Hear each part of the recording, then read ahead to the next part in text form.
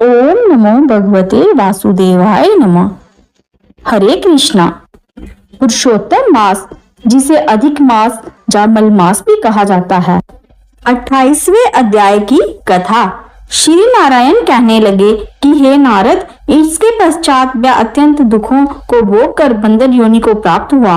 पापों का नाश करने वाला एक सरोवर था जो देवताओं को भी दुर्लभ मृग तीर्थ नाम से विख्यात था। इसी तीर्थ में वह ब्राह्मण फलों की चोरी के पाप से बंदर की योनि को प्राप्त हुआ।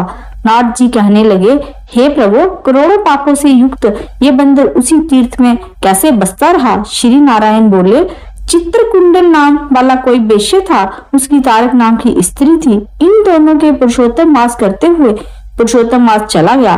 पिछला दिन आने पर स्त्री सहित चित्रकुंडल ने अत्यंत प्रसन्नता के साथ उद्यापन किया और उद्यापन कराने के निमित्त स्त्री सहित वेद वेदांत को जानने वाले ब्राह्मण को बुलाया। हे नारद, वहां धन के लोभ से कंजूस ब्राह्मण भी पहुंच गया। जब उद्यापन विधि समाप्त हो गई तो चित्रकुंडल वेश्या ने स्त्री सहित ब्राह्मणों को अत्यधिक दान देकर प्रसन्न किया। उसकी बहुत सी दी हुई दक्षिणा से ब्राह्मण अति प्रसन्न होकर अपने अपने घरों को चले गए, परंतु अत्यंत लोभी व कंजूस रोता हुआ उसके आगे आकर खड़ा हो गया और विनय से नम्र होकर अति गदगद वाणी से चित्रकुंडल से बोला, हे चित्रकुंडल, वेश्यों के पति आप इस समय कृतार्थ हो जो आपने पुरुषोत्तम का सेवन किया। ब्राह्मणों को बहुत सा धन दिया, किंतु मुझ भाग्यहीन को क्यों नहीं कुछ दिया? उस कंजूस के ऐसे वचन सुनकर उस वेश्या ने कंजूस को भी बहुत सा धन दिया। उस ब्राह्मण ने इस धन को लेकर पृथ्वी में गाड़ दिया। वहां पर उस लोभी ब्राह्मण ने पुरुषोत्तम महात्म के धन के लोभ से स्तुति की। पूजा को देखकर पुरुषोत्तम जी धन के लोभ से स्तुति सुनकर प्रसन्न हुए, जिसके फल से वह ब्राह्मण मृग तीर्थ को प्राप्त हुआ। वह तीर्थ जल वाला, घनी छाया वाला, मीठे मीठे फल वाले पेड़ों से शोभित अत्यंत सुंदर वन था। श्री नारायण कहने लगे, हे नारद, जब श्री रामचंद्र जी ने समुद्र में पुल बांधकर रावण का वध कर दिया तो रावण के मारे जाने से ब्रह्मा, शिव, इंद्र आदि सब देवताओं ने प्रसन्न होकर श्री रामचंद्र जी को वर मांगने के लिए कहा।